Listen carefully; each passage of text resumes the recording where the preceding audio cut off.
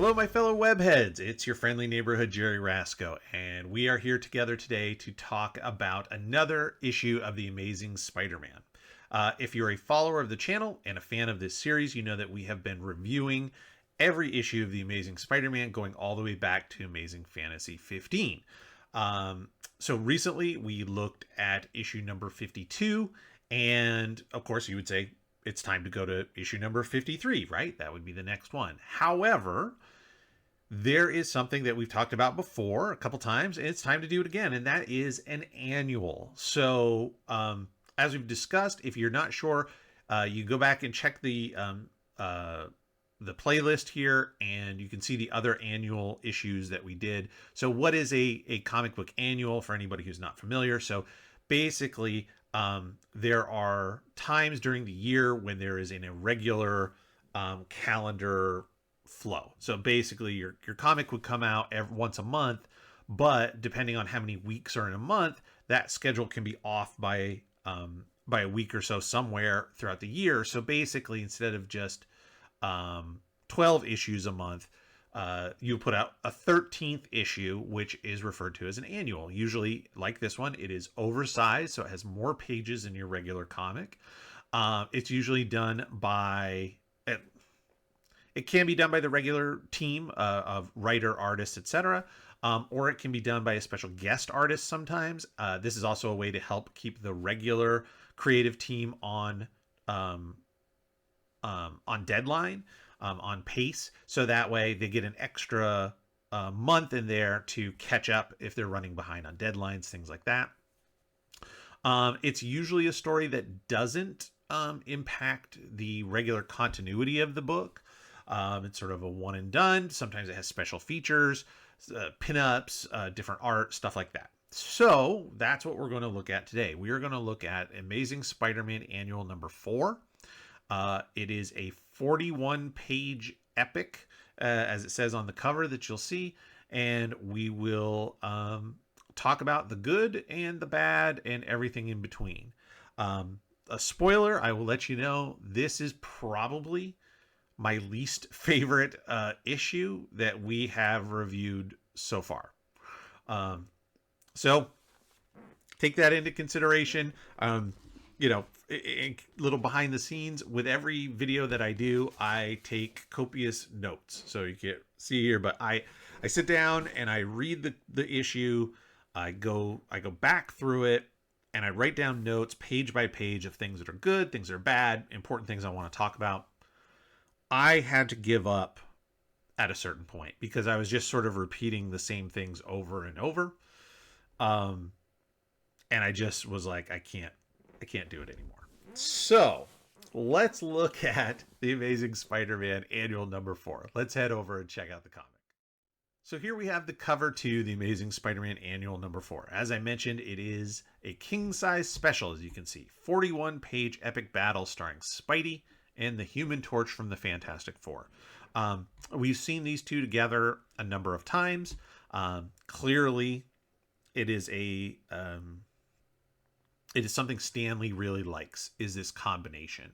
They are two of the younger heroes in the Marvel Universe at this time, in the late 60s. So while being considered teenagers, Spidey is now in college. Human Torch is about the same age, roughly. So they're sort of considered teenagers to appeal to a younger audience, as opposed to, say, like Iron Man, who is an industrialist, or Thor, who is an ancient god, right? So putting the two younger heroes together, I think, makes a lot of sense. And again, like I said, something clearly Stan Lee really enjoyed.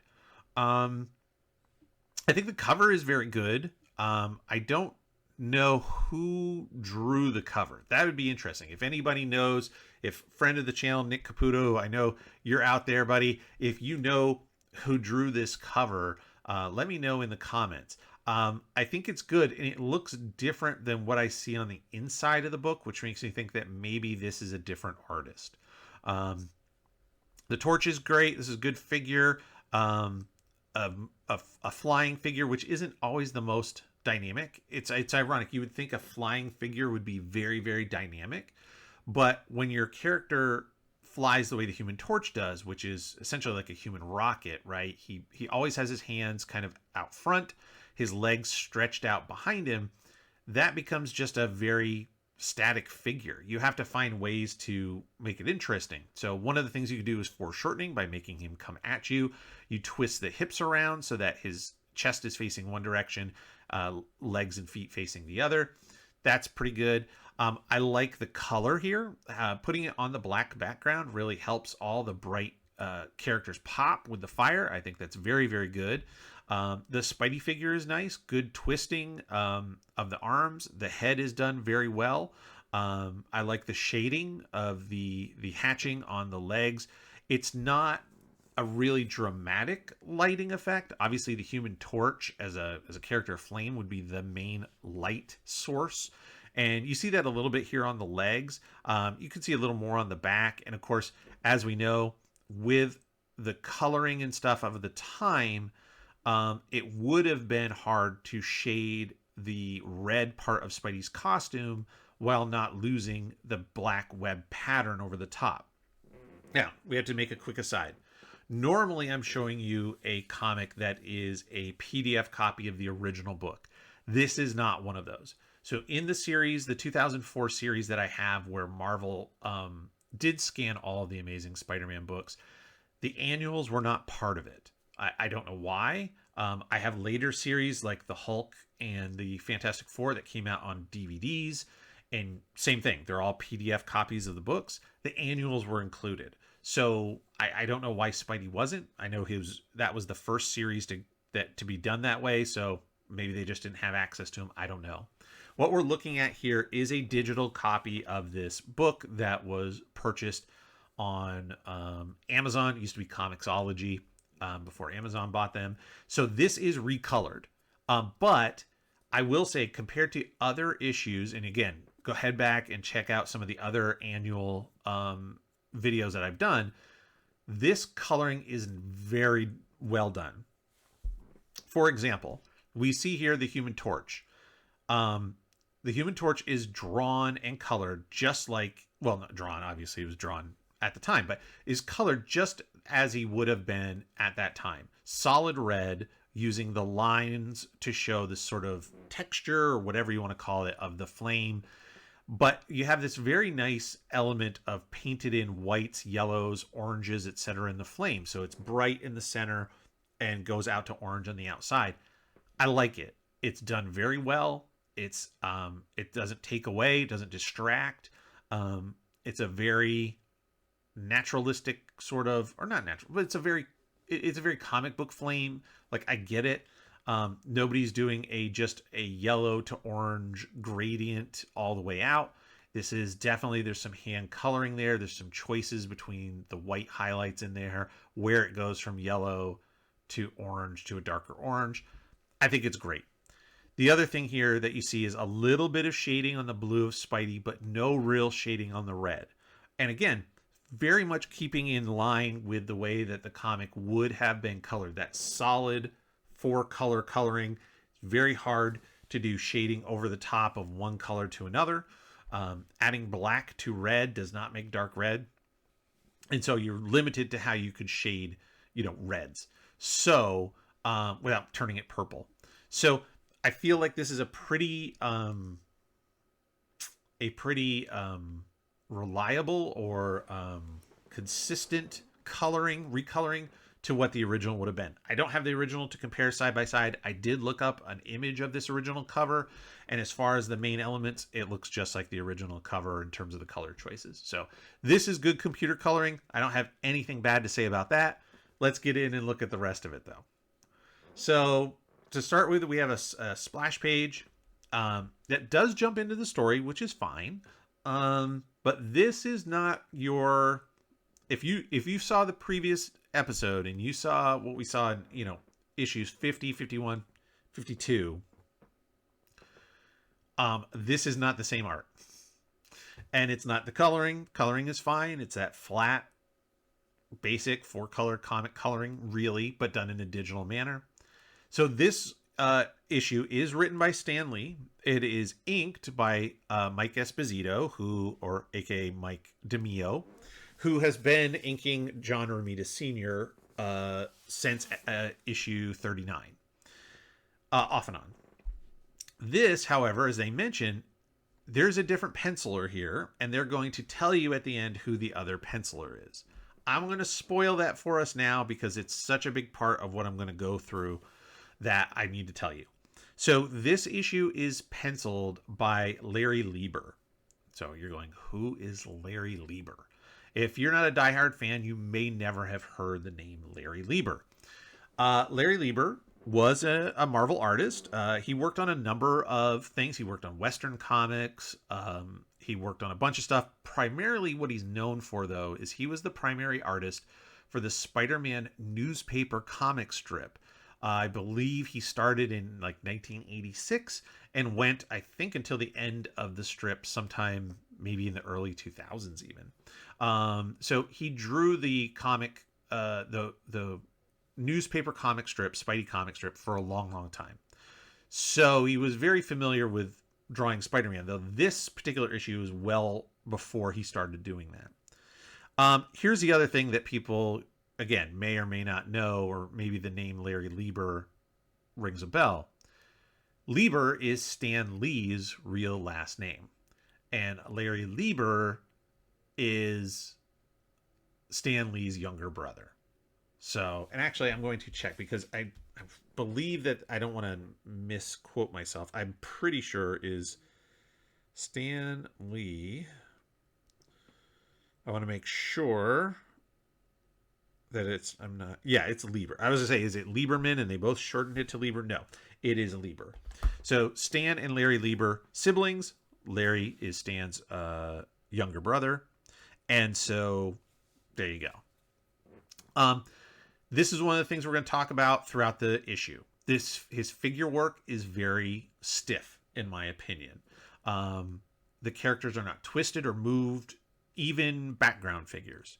The anatomy is okay. There are times when it gets a little wonky. There are things like foreshortening that I don't care for in areas. I'll point those out. And this is one of the biggest things that, again, throughout my notes, I started mentioning over and over and over again. The figure here is okay. The head just looks like it's pasted on. Now, if someone's head is in front of their neck, that makes sense. You might not see that neck. The problem is it looks like the figure was drawn and then the head kind of pasted on. You could see some of the neck. It all depends on how you want to draw this, but it just sort of looks, again, pasted on. And I see that happening. We'll point that out more as we go through. So Spidey's swinging through the city, hears some commotion, looks down, and sees the Human Torch flying around. This is a very nice double-page spread. I like the flame trail and how the flame trail leads your eye through one page and into the other. I think that's very, very nice there. I thought the torch, Larry's version of the torch, when he's in flames, when he's flame on, he's using his powers, has, I guess, a bit of a Kirby element to it. Something in the face, I think, maybe, which makes a lot of sense because the Human Torch is a Jack Kirby creation, and if you're going to emulate how he's drawn, you're going to look to the master, and that would be Jack Kirby. That being said, there are some issues even with this. It's perfectly good. I don't know why his eyes are closed. It seems a little weird, and I get it. He's supposed to be on fire inside of a halo or an aura of fire, right? No problem. But why doesn't he have fingers? He just sort of has these mittens with shading on it. I get it. It's a little harder to draw, but you went to the point of drawing him eyebrows and nostrils. Why don't we draw the fingers? Just throwing that out there. But again, in terms of just moving your eye through, the background's perfectly fine. It's buildings with some, generic windows and stuff like that. He's flying and melting his way through an armored car. I like the melty car and the puddle of melted metal on the side. That's not too bad. But when I say his figures are stiff, like you see these other people, like this guy here in the background is very static. This lady holding the groceries, she could have been dropping some groceries or throwing her hands in the air and things flying around. This woman here in the background, this guy here who's pointing to say, why doesn't someone stop him? Very, very stiff. So I think, again, it's something that we'll see throughout the issue. So Spidey decides he's got to stop him, and so he, what's that, Spidey? Oh yeah. So jumps in and decides to wrap up the torch with some webbing. This is the first mention in this issue of his asbestos webbing. Apparently, in the late '60s, asbestos was magic.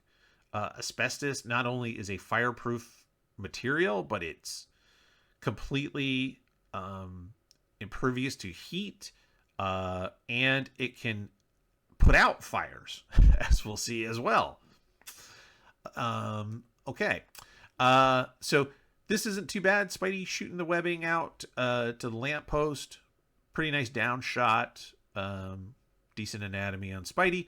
As he swings around the torch, I feel like this Spidey head is way too big for this body. And this is one of those things that I see a lot, and I tell younger artists, or newer artists, I should say, to make sure that when you're drawing your figures like this, or drawing anything, draw through it. What I mean is your instinct is to draw the arm and then just draw the part of the face that you can see. The problem is, if you go through and draw the rest of this head where it should be, it's a pretty big head compared to the rest of the figure.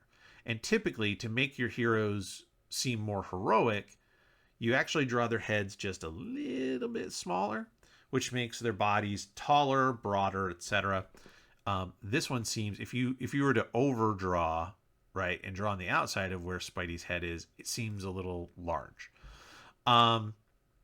Then when we get here, let me see if I can zoom in a little bit. So the Human Torch's head. Oh, I can only zoom in that far. Okay. Oops. This is not good. So what he's trying to do here, and again, I apologize, I can't zoom in further the way I can with the PDF files. He's trying to show the Torch's head tilted up. And this is where it goes wrong. So yes, you have the neck, you have the underneath the chin. We see the mouth and the nose and eyes are almost at the same level. So that part's good, right? You see tilts away from the camera. The facial features tend to shorten up. Again, that's the foreshortening as you're tilting away from the camera. But what he doesn't do is factor in the head. So there's the shape of the head. Your head, if you ever look at a skull, there's the whole back of a skull. And then the face part is here, and then your jaw is almost basically like halfway forward in the skull. So there's a lot of area in the back of the skull. So when your head tips back, your ears appear lower, your eyes appear higher, and you're going to see some of the back of that head. And what he's missing, again, is the construction of the head. He's tilted the face back, but not really factored in the actual three-dimensionality of the skull tipping back. And it's a small thing, but it really looks weird. It looks like this little face is smooshed onto a flat plane of a little head, right? So that's problematic.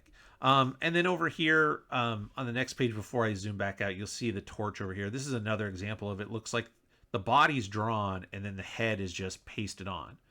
I like the fact that he's trying to bend him and move the head down as it like his body's curving around, which is fine. But even if I'm going to be curving around and dipping my head down, you'd still see some of that back of the neck area somewhere in here where it connects to the body. And that's missing. And just because you don't even try to hint it, it again really looks like the head is just like cut and paste on to the body. So Um, so Torch is going to get away. There unravels from Spidey's webs, and then makes a net to kind of cushion Spidey's fall, I guess. Which I don't. So the net in and of itself of the flame net isn't what does anything. He just tells it he's heating the air to create an updraft, basically, to help float Spidey down as he falls through the air. Why do you need the net to do it? I mean, the net looks good, but a net of fire isn't substantial. It can't hold anything. So it doesn't make any sense. The Spidey figure here does look good, even though, again, the head looks pasted on. The overall figure is good, and it matches somewhat the proportions. You'll hear me probably use that word a lot, proportions. It's the relationship and size of one element to another. So, again, your head in proportion to your shoulders, in proportion to your height.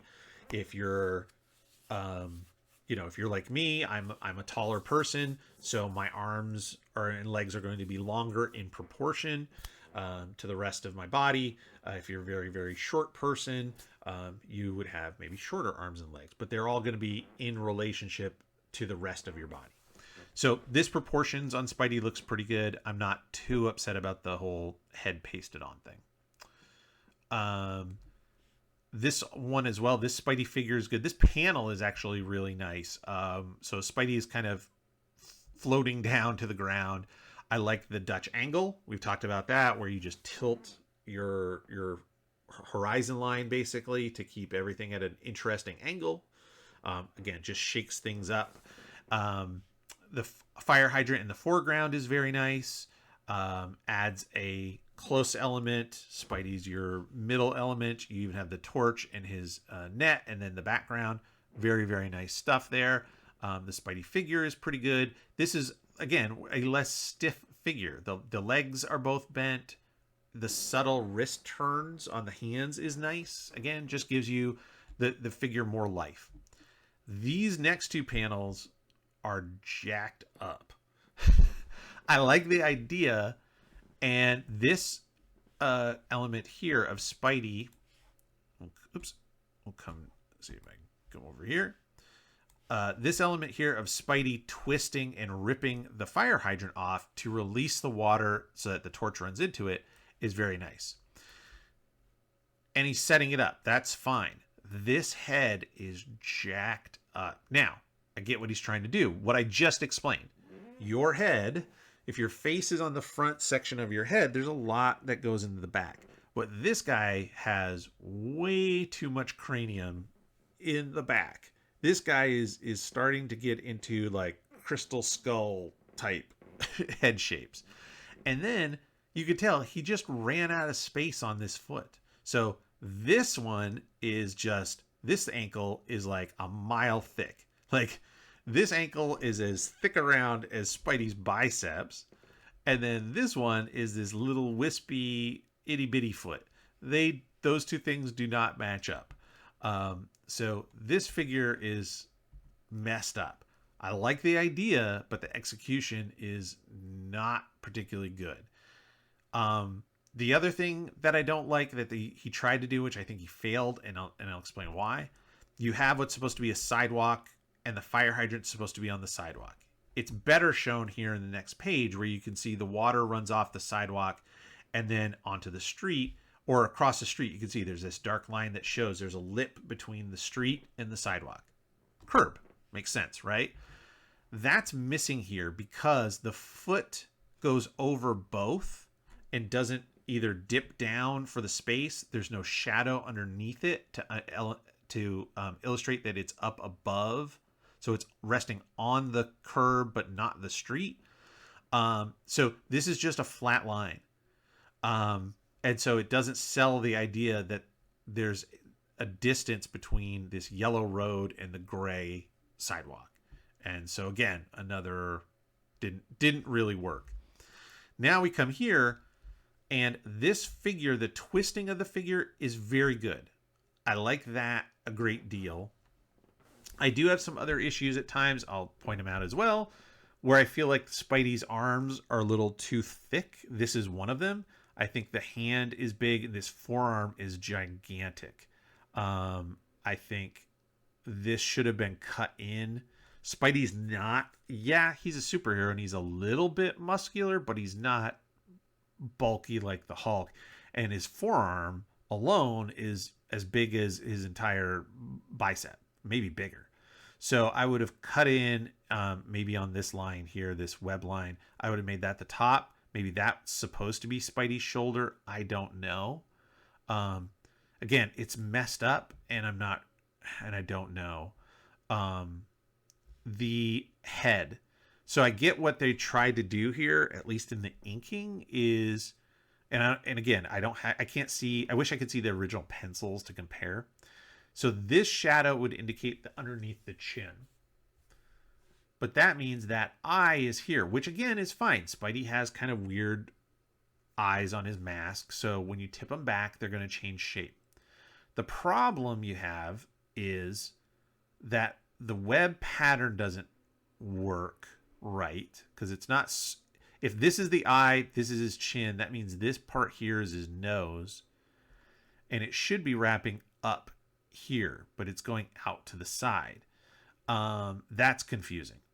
Also, this eye, if this is his front of his face, this eye is probably a little too wide, and we need to see the other eye over here. Otherwise, maybe what it was supposed to be is his head's supposed to be turned, so that this is his eye, like this is the front, this is his nose, but then this would be more like his ear here, and you'd see his jawline instead of under the chin. And that might actually work better with the overall shape. He's twisted his head to see the torch get hit with the water. But it's like half and half. It's half drawn one way and half drawn the other way, and it doesn't read as either. So that is pretty janky. The last thing I'll say is I understand what's happening here. I would have liked to have seen at least the outline maybe of the torch, getting hit by the water. Otherwise, yes, he's explaining it, but again, this is a visual medium. I'd like to see it. There's enough steam and stuff. It could be just an outline. Doesn't have to be colored in, doesn't have to be overly rendered. Just the shape of the torch getting hit in here. And if you remember from the previous episode, there's some time when Spidey and J. Jonah Jameson are trapped in a water trap and they're going to drown. And their bodies are under the water, and then their upper bodies are behind webbing. And artist John Romita does enough shading in the water and in the webbing to indicate the shadows of the bodies through those materials. You can see it. That could have been done here with the Human Torch in this splash steam explosion. Okay, over here, so he uses the hydrant to put him out, and they're going to keep on fighting. Spidey uses, as he calls it, web foam. I'm not familiar with web foam. I think that's a new thing, new phrase, to seal up the fire hydrant. Very considerate of him. However, what happens in an hour when his webbing disintegrates? All of a sudden, people are going to be just walking by, and this fire hydrant just explode, just go shooting into the air, and then somebody's going to have to come fix it. So, okay. Last thing I will say here about this, again, because it's throughout the issue and I could spend an hour pointing it out every time it happens. The web pattern on Spidey's mask is weird and not correct. I talk about it a lot, how John Romita has simplified this pattern. You have the eyes, you have a little tiny circle between them. You have webs radiating out 1, 2, which is fine on the bottom. And then usually you have the third at the top, and then you have the top of the head, and that's about it. If he's looking down, which means you would have to move those eyes much further down on the head, tilted down, you could see sometimes a fourth web ring up at the top of the head. Again, as it's going back over the head. That makes sense.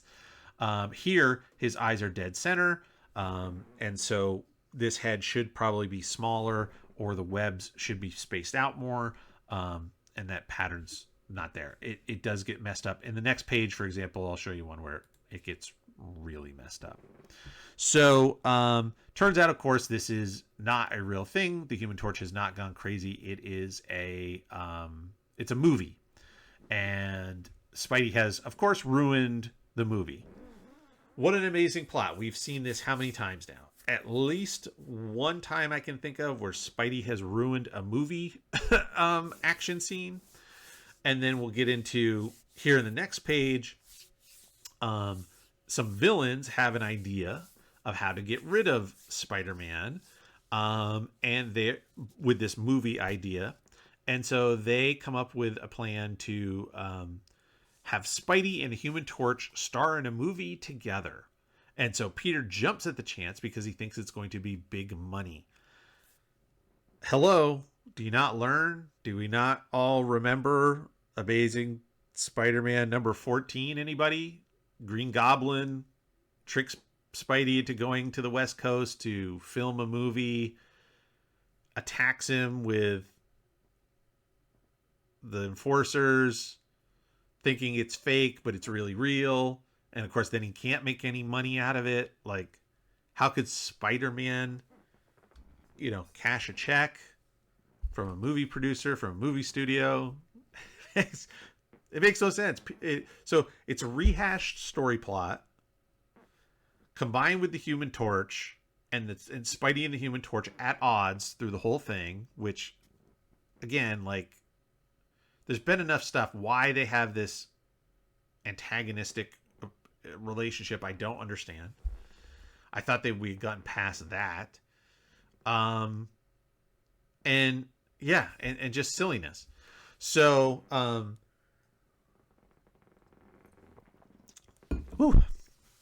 right. So in this page here, again, stiff figures. This director is so stiff and just, I don't know, just awkward. And I think it's the straight profile shot. Your profile is always going to be one of the weaker angles that you can use in comics. The reason being, when you draw someone at a profile, and sometimes you have to do it. I have done it before myself. There's no getting away around it. Sometimes it needs to happen. So you just have to do the best you can to make it as interesting as possible. But the idea is it flattens everything out. There's very little three-dimensionality. You do have the far hand. This is at least smart. He has the guy's hand that's away from the reader pointing at Spidey, and the other one up here balled up into a fist. So it at least gives us the idea that he's not perfectly flat on the page, but it really hurts the illusion of three-dimensionality when you go full profile. So I would say my opinion is try to avoid it as much as you can. It's easy to fall into the trap of showing two people talking and having them in the same panel profile to each other. But again, just gets dull. Here's where I was talking about the Spidey mask. This is all messed up because it's going the wrong way. The webbing is going the wrong way. And you can see it just doesn't make any sense. So it should be circle, right? So and it goes the other direction away from Spidey's face. So this is all upside down. As it comes down his arms, it should be facing the other way. As his chest, it loops the other direction. You can see it's back to normal over here, right? The loops are towards the top, and here they have it the other way here. Doesn't make a lot of sense. So see, here we go. So this is where it's right, and you can see the loops are on the top, and then and then here it's going the wrong way, and so it messes up the whole face. You can see where they don't know what to do with, well, I go this way, and then I guess I just start one here, and trying to wrap around the head, they just couldn't figure it out, and did it wrong, and nobody caught it. Okay. Or maybe it's one of those that somebody just just go for it. Let's just get it done. Let's get it out there. There were editors on all these books, by the way, and people, but in the early days of Marvel, there were fewer hands, and so probably a lot easier for something like that to slip through. So as we said, Spidey heads out to the West Coast to star in a movie, and this is where, again, in my notes, I was saying like the figures are super stiff. I don't mind this. This isn't bad. The cowboy on the horse is okay. The caveman, he's just sort of standing there. In the background here, like this woman, she's carrying something and she's just standing. Like, why isn't she walking? Why isn't she doing something where it's a little more movement? Even Spidey here walking away is very stiff.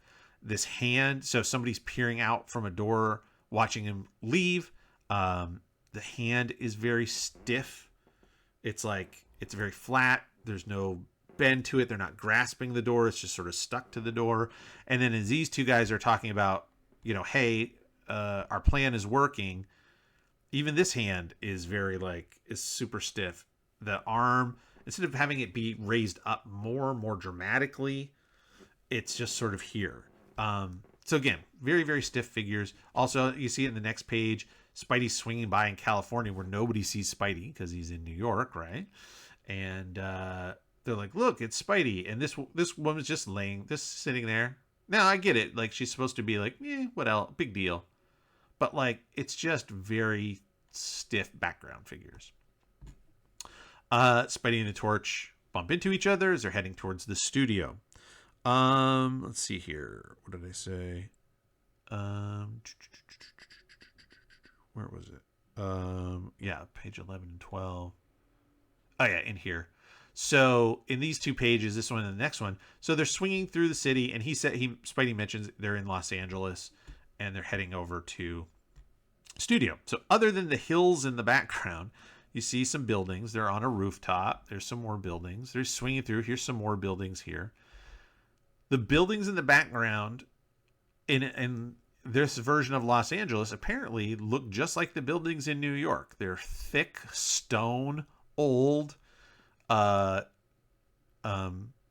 textured buildings.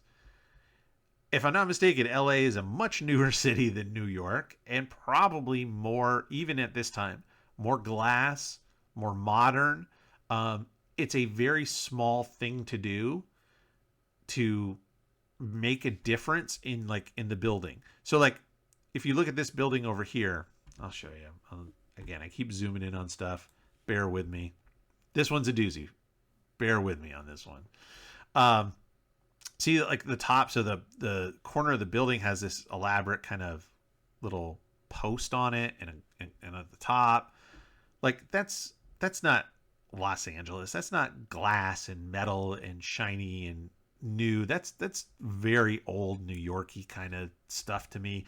This extra thick, again, the walls being super thick and bricky or stone looking, it's not drawn any different than the same buildings we saw early in the issue in New York. Make a small difference, sets the whole scene differently just by drawing your windows different. And you can sell us on the fact that they're in Los Angeles and not New York. This face here, I saw the Johnny Storm face seemed like a very early George Perez face. Reminded me very much of the issues George did on the Fantastic Four, early Avengers work. Kind of reminds me of that a little bit. And then again, we've got the web pattern on the mask is weird. The head looks pasted on. The forearms are super thick. And the Torch, I guess, is flying him to the studio after they've called a truce. And he talks again about more asbestos webbing. So you assume the Torch is pulling him, but the web goes off this way. I mean, maybe the Torch is holding it in his hand. Why he wouldn't web it to his back, web it to his feet. I don't understand what is the webbing on. It looks like a cable as opposed to the webbing. I don't know. Just, again, little things that can make all the difference in how you sell this. Weird. And then one more thing here, the foreshortening of the Human Torch. So as he would be coming to us straight at you like this. So you can see if I in the camera here, I'll make myself big to emphasize this point. So I point my hand at you in the camera. See how big my hand is? So big it looks bigger than my head. But you can see my hand is not bigger than my head. I got a big old head. But my hand, when it gets close, looks like it's bigger. So therefore, this is the Human Torch's head. It's coming at you. It would be bigger. That makes sense. That means the things that are farther away are smaller. This guy's hips are further away than his shoulders, but are just as wide as his shoulders, which means if he stands up straight, he's going to be shaped like this. His shoulders would be narrow and his hips would be really big. If it's going away from you, foreshorten. Make the hips narrower, the feet smaller. The way the legs drape or disappear back is fine, but you got to narrow down those hips. Little things, little basic things. Oops, I'm not sure. Yeah, you got to narrow down the hips. It just doesn't. This doesn't work. Okay, get to set again. Stiff figures, the background. I will say this, we get to the actual like movie making as they're going to do stuff. There's like these movie cameras on booms and mics and stuff like that. The movie set part of the lights and the rigging and all that stuff seem very, very accurate. So it makes me wonder if Larry had experience with film, TV, something. He clearly was able to reference that stuff. You'll see soon, again, or just compare to the city. Why, if you can reference film equipment, why can't you reference Los Angeles buildings? I know they didn't have the internet the way we do now. At the tip of your fingers, you have images for everything you want, but it's not that hard, even then, I'm sure, to find a picture somehow in a library of Los Angeles, right?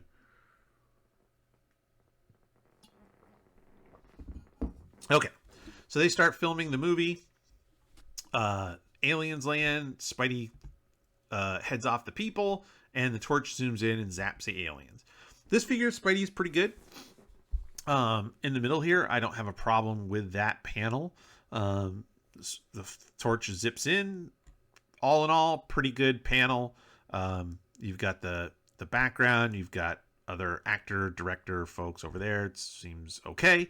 The close-up of Spidey's not bad. Again, just be consistent with the webbing. So again, this is kind of messed up, but it's big enough. It works. It's okay. So they do the shot again, and now Spidey's, Spidey's spider sense is going off. He's warning him as the torch is zipping in behind him. Now, this shot here, the attempt at the body twist is good. That brings motion. That, again, is not a stiff figure. That part is great. This swinging up here, very good. So when Spidey is in costume, he tends to draw a less stiff figure. The other background characters and stuff tend to be more where the problem is. And some of these, this character here in the brown suit and this guy down in the corner, very Kirby-esque figures in my opinion. The chin, the dimple of the chin, the way it comes up from the bottom, that's a very Kirby kind of thing. This face is just dead on Jack Kirby. Anyway, this figure is, the chest and the body is way too thick. So I appreciate what you're trying to do. Twist the shoulders and the hips in the opposite direction. That's great. His shoulders here, this back is just massive. Now, if you want to draw the spine and having it go down, that's fine, but that means that his hips are out over here, not over here. So this leg wouldn't be connected. The hips would be back here, and his left leg, which is what this one is, would be coming out here, and then this other leg would be coming out more over here. So what you do, how do you fix it? You make your back thinner so that the bend isn't as far to the left, and you show a little bit of that pelvis here, and then have the legs come out here, and you move the right leg over. So again, it's simple things, and it's about how you draw the figure first. Draw those shapes, draw where the spine is. Don't just draw the surface of what you think or where things would be shown in between. Draw, like, if you're going to draw Spidey like this and his arms are like this, draw the arm through the leg to make sure that you're not, you don't just draw the arm here, stop, and then draw the fist coming out here, because now you could make the arm too long or too short. Draw the whole thing. Same thing in this. Lay out the whole figure, draw through it. It doesn't appear to me like that's done there. At least they got the webbing pattern right. So the torch zips at Spidey to attack him, and Spidey leaps out of the way. Very nice action shot. The second panel, the bottom panel, is very, very nice. The first one, not as good and isn't actually even needed. So let's pretend for a minute. We'll go back. So Spidey's doing his roll. The Human Torch is about to zip in. His spider sense is going crazy. Now he turns around and is like, hey, knock it off, and then jumps out of the way. What if this upper panel didn't exist and Spidey just jumped out of the way and said, whoa, that's too close? What if I hadn't been warned in time? I would have, and then yells at the torch for what he's doing. I would have made this a full page. If you're going to do that, just make this bottom panel a full page splash. It's a great panel. So it would make a great page, just that much bigger. And then you also avoid this issue of, how do I draw the Human Torch, again, foreshortened, but instead of his head coming to me, he's going away from me. Because if you notice, in pretty much every image, the torch flies with his legs together, like a swimmer through the water, maybe, right? Again, or a human rocket. Well, in this one, the artist, Larry Lieber, doesn't really know how to draw that, because the feet would be both pointed here and towards us. So trying to draw feet pointed at you, so it'd be kind of like this, which would be kind of tough and would cover a lot of the figure. So he puts the torch in a position that doesn't match the rest of it. Just draw this one. Just do this bottom page. If you don't know how to do something, if you're like, I don't know how to hit that angle, I don't know how to draw a face in that direction, I don't know how to do the foreshortening on a figure in this position, don't. Find an alternative. There's always an alternate angle or thing you can do. It's better to draw what you're good at and what you can do than try to do something that you're not sure of. Try to fake it, because that's going to take a reader out of what's happening. So just make this big. Spidey's great. The Human Torch figure here is very nice. He's leaping away. I like it. I think this would have been a great splash page. So the torch flies back around. I don't know what this background is all about, right? We go from, let's hear as well. We go from a movie set where we have lots of stuff, lights, props, people, cameras, rigging, like all boom, mic, ladders, to all of a sudden like, I don't have time. I'm just going to do some hash marks as a background and some sandbags. Makes no sense to me. If you're going to just, again, do the same thing you did here, some lights, so, black it out a little bit, draw some rigging with stuff hanging, again, ladders, things like that. This just hatchy background makes no sense. So Spidey throws a light reflector at him, and the torch can't dodge it and runs right through it and then takes off. So that makes Spidey a little suspicious, because the torch should have been able to avoid it, but he didn't. I like the vertical panel of the torch taking off. That's nice, because it puts us in the position of these bystanders down here, kind of looking up and seeing Spidey hanging there and torch flying away and stuff breaking in the background. Very, very nice. This one down here, this little upshot, this is a much better upshot than we've seen so far. This is how you do it, but it's not as extreme as some of the other ones we've seen. like the one with the torch I pointed out that was so wrong, or the one with Spider-Man with the fire hydrant. This is a slight upshot, so the nose isn't quite, the head isn't tilted back as far, but you can see the eyes are lowered. So normally your eye, the top of your the eyes are lowered, the ears are lowered. The top of your ear typically comes around your eyebrow level. Now, everybody's different, but rule of thumb, it's kind of about there. So when you tilt your head up, your eyebrow is going to go up, but your ear level is going to look like it comes lower. And so that's what he's done here. He's lowered it to like the bottom of the eye, which is good. We see the inside, the bottom of that upper lip, which is nice, and a much shorter forehead from where the eyebrow is to where the hairline is. Again, because that's tilted away, so it's foreshortened. So that's a nice subtle foreshortening. These two panels here don't make like any sense to me whatsoever. Spidey so Torch takes off, so he's like, I'm gonna go find him, and he's like, oh, I couldn't find him here, I'll go check his dressing room. Why not make this another big panel, or maybe two panels of, like, make one panel of Spidey swinging away and show some crowd, and then him arriving at the dressing room. I mean, it doesn't make sense. So these are useless panels where you could use this space much better. And then I'll question whether or not, even back then, this Hollywood dressing room would have been an actual building and not just a trailer. I thought it still, even back then, it would have been a trailer. What do I know? I'm not in Hollywood.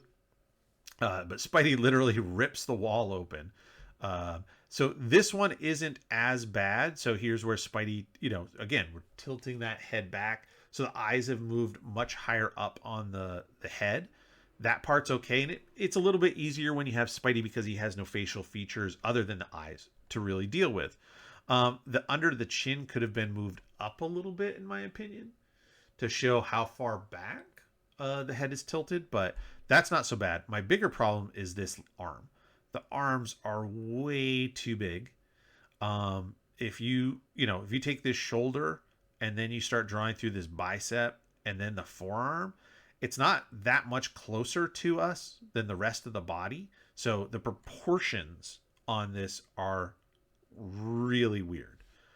Over here, this is better. So you see on the top panel, you see the bicep of his left arm. He has muscles, which are fine, but the size of this forearm, the width of this forearm is massive.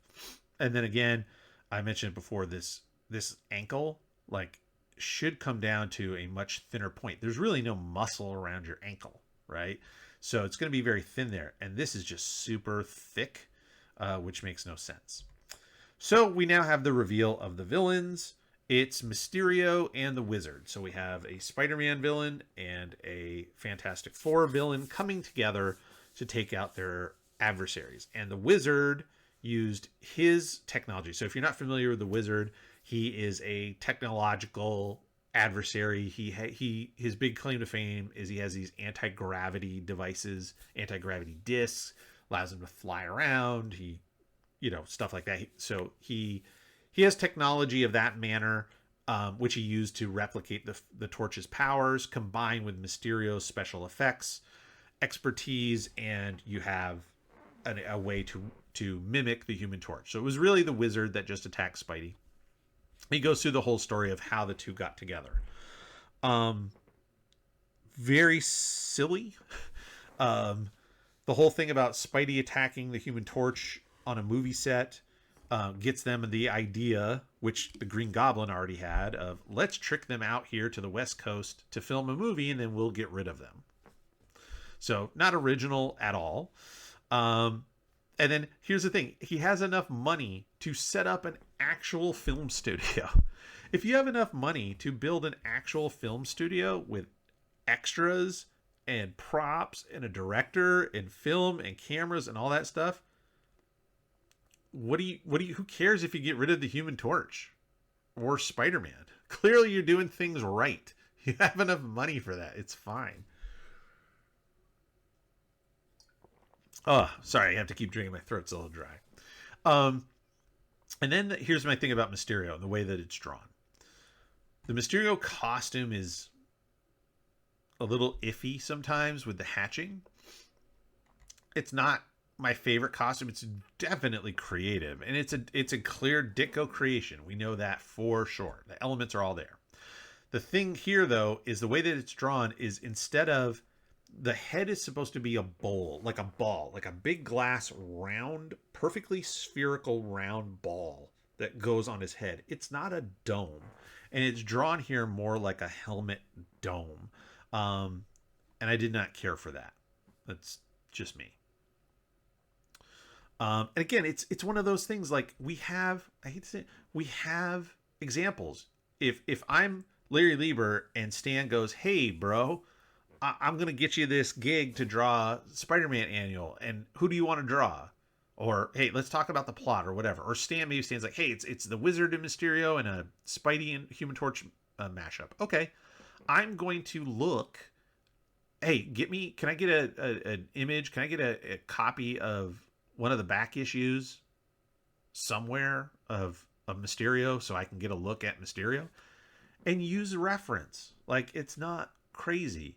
If somebody today asked me to draw Mysterio, I would go back and look and make sure that I did it right.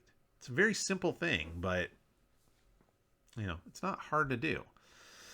So Spidey and the Human Torch, of course, are continuing to battle each other through this mistaken identity stuff. Again, this is kind of where I stopped taking notes because I was like, there just continues to be the same problems over and over again. This isn't too bad in terms of the body language and stuff, the swinging. I don't know what kind of tiny child is sitting on this stool that they knock over, but I mean, the stool doesn't come up to Spidey's knee, even if it was turned the other way. So again, proportions are important. Make sure you study your proportions, folks. It's not just about the body and anatomy. Things like making sure a stool would actually be large enough for one of these people to sit in is important. If you're going to include it 3 times on one page, make sure it's right. Um, this is okay. Again, if I drew this head through the whole body, I think it would be a little bit big based on just the curve and the size of the eye here. I think the head is a little big for Spidey's body, but it's not too bad.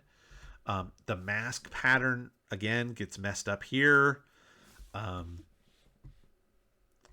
The camera moves around a good way.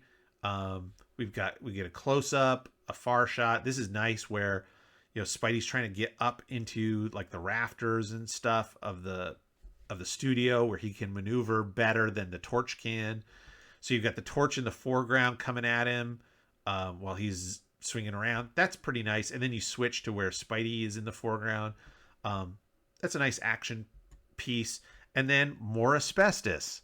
So he finds a tarp. Of course, of all the things that it could be made out of, it happens to be an asbestos tarp. There's enough asbestos in this issue that everybody here should have lung cancer in the next 2 years. It's crazy. And not only so he throws this tarp on him. Now the tarp doesn't smother him completely, and it doesn't cut out all the oxygen, but he's like, "Oh, it's putting out my flame." An asbestos blanket or tarp means that it won't catch on fire itself, but it doesn't put out fire. That's not what it does. Now, you can smother a fire, but you have to cut off all the oxygen. And if you look, Johnny's head, arms, legs, the only thing it's wrapped around his torso a little bit. Maybe it would be hard for him to fly, maybe it'd make him crash, but it certainly shouldn't be putting out his fire. And then Spidey wallops him. Again, the head a little bit big, again, because I feel like it's not drawn through. The arm's drawn, and then the head is just sort of filled in where it would go, but then you're not making sure that it's in the right proportion. It's not too bad, but it's a small thing that if I'm reading it and looking for stuff, I'm gonna find that and go, that looks a little weird to me. Punches. So Spidey's got the Human Torch. He's got his flame put out. Punches him out of the tarp that he wrapped him up in. So now he can flame on again. Really? Like, web the tarp to him. That way he can't burst into flames. Then you can grab him. But we need to continue the story. So apparently the whole point of all this was to get the two of Spidey and the Human Torch in the right position to zap them with this hidden ray. We don't know what the ray is, and we don't know what it does.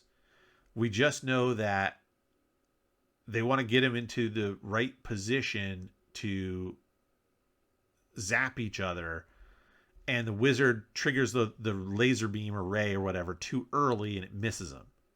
We don't know what it does. We don't know what it's made out of, but it misses him. Here's another example of a head pasted on. Yes, there's fire around his head, so it's a little harder to see where the neck would be, but it seems a little odd. These figures are great.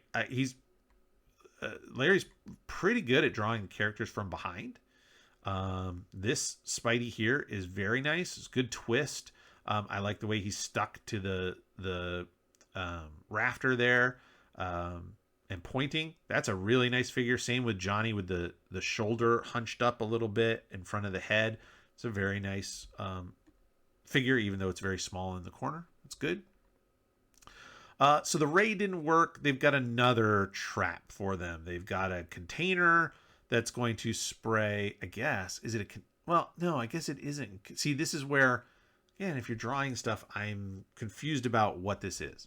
At first I thought it was like a glass, like a, what do you call it? A bell jar that would come down over them and then fill up with a gas. That they don't talk about what the gas is. We just know it's dousing Johnny's flame and Spidey can't breathe. Is it poison? We don't know. But I guess it's not. So it's not contained in a jar. It's just a ring, apparently. And the ring is coming down on these poles and shooting the gas. So that's why where is it? Yeah. Spidey mentions that won't help. The gas will trail after us. I don't know. I guess because it's not contained. But why do you have to lower down the rings? Why don't you just have gas vents and then pump the gas into the studio they're in? And it doesn't visually, doesn't make sense. Story doesn't make sense. There's the web, the foam web again, web foam, where Spidey clogs up the nozzles of the gas. Okay, so we're back to it. Spidey figures out the villains are here in this little observation room. His spider sense tells him. So Human Torch heats it up to try to, he calls it steam them out, but basically smoke them out, right? I'm going to make it so hot they gotta flee, and we'll catch them on as they escape. Okay. Again, nothing fancy here as far as the art goes. Everything's okay. Turns out that Mysterio, what does he do? He distracts him with like 3D holograms that disappear as these, because they're not coming out through the door, they're heading up through the roof, which is fine. And so the heroes chase after him. Again, from behind, figures the proportions seem to be pretty good. Spidey is a little stiff. He looks more like a Superman flying up than he does a Spider-Man leaping up to punch something. Johnny's flying pose pretty good. This device, so the Wizard and Mysterio take off on this device. Super Kirby device, kind of thing that makes like no sense whatsoever. They have to hang on while the thing flies away. It's got weird little pads on it. Like, makes no sense. But it's fun technology. It looks neat. There could have been a much easier way to do that. But that's okay. This piece. So then again, we've got more asbestos webbing. So not only is Spidey finding all the asbestos stuff, apparently he makes special webbing that he mixes asbestos into. So how Peter's in trouble. Peter, make sure you're getting checkups regularly, buddy, because it's no joke. And this is what I was talking about earlier, where I would have thought he would have webbed up the Human Torch's feet and been pulled along behind. This makes sense. But anyway, so they chase him into an area that's full of leaves, a sort of, let's say, a jungle area where they would, set where they would film the movies that would take place in a jungle. And they hear this. Wow. Okay. So this is supposed to be a giant mechanical gorilla. This does not look like a gorilla. This looks like somebody who has never seen a gorilla. Now, I'll say this. You kind of gave him the opposable big toe. That part, okay, I gotcha. But this face and stuff, this is not a gorilla. Yet, you can accurately depict a movie camera, a lighting rig, stuff like that in a movie set, a boom mic, but you can't stop to look up what a gorilla really looks like. Now, does it have to look exactly like a gorilla? It's supposed to be a mechanical giant movie gorilla. That's fine. But we have stuff like King Kong movies that existed at this time that you could look up and go, oh, okay, yeah, that doesn't really look like a gorilla. Crazy. Okay, so this is somebody who's apparently never seen a gorilla. That somehow they know it's, well, they go, I hope it's mechanical. And Spidey's like, oh yeah, it's mechanical. How does he know? He just knows. Knocks out the torch. Spidey jumps on him. Again, this face is awful. Like, there's nothing gorilla about this. This face looks like the reminds me of the Absorbing Man. It looks like Crusher Creel, the Absorbing Man. Weird. Finds a hatch, smashes the controls so that the mechanism stops. But it's gripping Johnny tight, and so Spidey has to pry open the hands. And they devote an entire page and half of a splash to Spidey opening up the fist of the giant mechanical ape to save the Human Torch. Again, if you have the money for this, why are you trying to kill the heroes? You're set. Take all this money and buy an island somewhere. Like, this is crazy.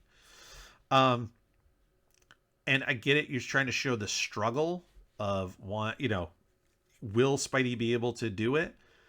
Honestly, if you've got this many pages and you're looking to kind of fill space, I would have shown the struggle maybe in these three, and on the page turn, shown the victory of Spidey prying the hand loose. It loses its impact of the struggle because he's going to succeed. So it's like, what's the big deal? This is not, they're trying to make that moment like Spidey lifting the big wrecked mechanical stuff as the water's coming in Dr. Octopus's lair, right? They're trying to recreate that kind of moment, and it just bombs. It just flops. So he's got Johnny free, and then he runs back up to the controls, and this is insane. I thought I noticed some magnetically activated fluid. This may come in handy. I'll just fill a few cartridges and load them into my wrist container. What? How do you recognize magnetically activated fluid? I get it. He's like a chemistry genius, right? Apparently he's a chemistry genius. He's an applied science, like mechanical science genius. That's fine. But, and then how do you know that if you mix it with he's mixing it with his web fluid, how do you know what it's going to do? Like, again, I'm just, what is happening here? So they chase the villains down and get trapped between two like glass or plexiglass or whatever doors. And again, the villains have an incredibly convoluted way to destroy them. So what they tell them is, hey, you guys, we're going to trap you here. We knew you were coming, so we trap you in this tunnel. You're being coated with an invisible magnetic field. What? I coated with an invisible magnetic field. Then I'm going to shoot out boulders at you that bust out of the walls that are ferrous and will be attracted to the magnetic fields around your body. What? You have them trapped. Blow them up. Dump acid on them. Right? Pump in xenon or something that will displace all the oxygen and make them suffocate. There's a million ways to do this. Magnetic boulders that they can dodge, the torch can melt, make no sense. So, so they try busting out, doesn't work. This is another terrible image with awful proportions and foreshortening. If he stood up straight, he'd be about 3 foot tall. So again, if you want to do the foreshortening, he's bent over, which means his body and his torso are further away from us. Make them smaller. The head, the shoulders are gigantic. If the head and shoulders are in front of the rib cage and the torso, then you have to draw those going away and draw them much smaller. Draw the leg going back even smaller than that, and then you can have the big quad and the knee coming at you. That's fine, but right now he's just stumpy. If he stood up, he would be as wide as he is tall. Makes no sense. Terrible. But Spidey convinces him to burn a hole through this glass, like to burn a small hole. He can't bust through it, but do a small hole. And this Spidey in the background being all shaded, I mean, you could say the Human Torch is the light source, so that doesn't make sense because that would be the light would be hitting him straight on. In my opinion, this is just I don't feel like drawing Spidey in the background with all the webs and everything, so I'm just going to black it out. That's how it reads to me. There's no reason. We've seen every panel up till now, the lighting is pretty bright and consistent. You can see both figures clearly. There's no crazy light source. So why all of a sudden Spidey's in a dramatic backlit situation when the Human Torch, who is a light source in and of itself, is facing it? Makes no sense. Spidey, of course, because, see, remember, he added magnetic fluid to his webs.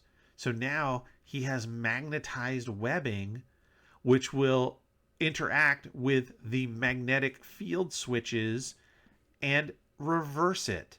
So now the rocks, instead of being attracted to Spidey and the torch, will bust through the glass and go after the machine itself. Perfectly logical science. Great. When in doubt, reverse it. Reverse it. Reverse the flow. Reverse the field. Total Star Trek logic. Makes perfect sense. Villains are stopped. Spidey webs them up. And this is over. And he does find out there's a reward for the capture of these villains. And so he does end up getting some money and flies home. Cute airline attendant. Probably one of the better female faces. We haven't seen many in this issue, but one of the better ones drawn. I'm trying to see, are there any others? It's been Spidey and the villains, maybe in the background here and there. Yeah, so I would say like here, like this, that one there is not, that's not the greatest face. Okay. Yeah, this the airline attendant is probably one of the best drawn female faces in the book. So there you go. So Peter falls asleep on his flight back home, and we're done. Thank goodness. And now the rest is full of filler because we got to fill up these pages. So it gives us a little scene at the Coffee Bean, which is the coffee shop where Peter and his friends at school tend to congregate. We see that Flash Thompson is back again from the military. We have Gwen, Stacy, and Mary Jane. Now, I have a problem. Off model. Gwen has the Mary Jane haircut. That's one of the things that sets them apart. If you look at these two, if you colored this one's hair red and this one's hair blonde, you couldn't tell the difference between the two. It's not how they are. They definitely are different people, but they're, in this case, drawn almost identically the same. There's an explanation here about Spidey's powers. We've seen these kinds of things before. Again, this one's all right. I don't care for some of it. I think it's pretty basic, and some of the images may have been taken from other things, but it's nothing spectacular or worth really taking the time to comment about. Talk about how he's strong, but he's still young, and he's going to get stronger. He may not be as strong as these guys, but maybe someday he'll get there. And again, this looks like this is images clipped from other things and sort of pasted in here. Definitely that Hulk is very, very different. Looks very familiar. Same with the Thing. And then we have some villains here. Interesting. We still have the new Vulture and what we're going to see. And then a diagram of his bedroom at his apartment that he shares with Harry Osborn. Don't care. And then boom, now we get to the cover for issue 53 to see Doc Ock. And you can really see the difference, right?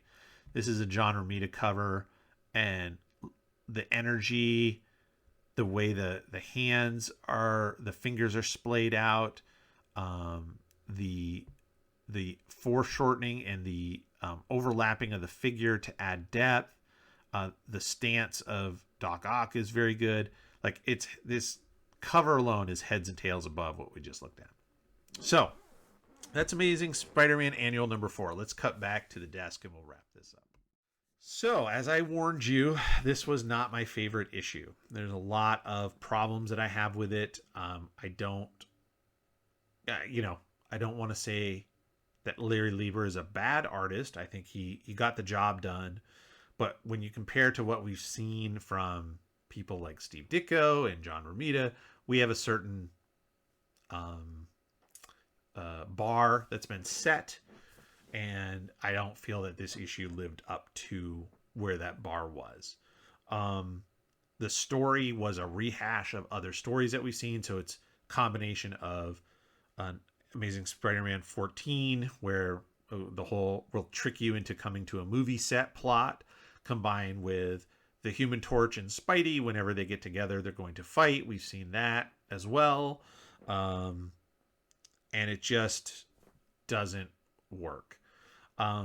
So there's too many plot holes, too many problems with the art, too many things. Out of 10, I give that issue a 2 out of 10.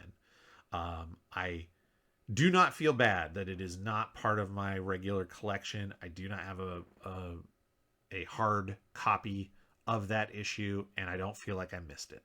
So I'm very much looking forward to getting back to the regular series, to issue number 53, and seeing the return of Doc Ock with you next time. So thank you all, and don't forget, let me show you again. We are coming up on 1,000 subscribers. That is the goal for 2025. We are going to have 1,000 subscribers. 2026. We're going to have 1,000 subscribers by the end of the year. We're moving ahead. We've got some more. So thank you all for subscribing. When we reach 1,000, a lucky winner will receive this free Spider-Man art. Free of charge, free shipping. It will go to one random subscriber drawn when we hit the 1,000 mark. So if you're a subscriber, thank you. Tell your friends, tell your family, get other people to subscribe as well, and we can hit that 1,000 subscriber mark that much faster. So thank you for your support. I appreciate every one of you, and I look forward to seeing you next week when we talk about even more Amazing Spider-Man. Thanks.